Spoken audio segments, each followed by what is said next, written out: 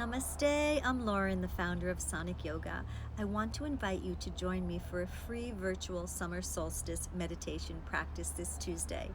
As the sun stretches her rays across the earth and shares her radiance with us, we're able to celebrate her warmth and the blossoming of the outer light.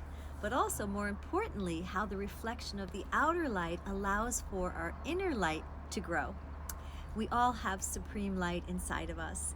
It shines like a diamond, but it often gets dim in the winter and also during times of stress.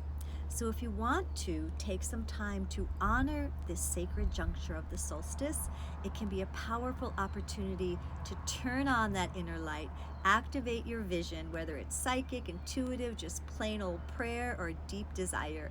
And you can use it to manifest the change and abundance that you wish to see in your life and the lives of all beings. So if you'd like to learn more about these practices, join me on Tuesday at 8 p.m.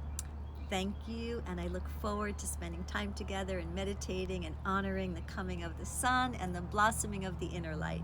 Sending you all lots of love. Namaste.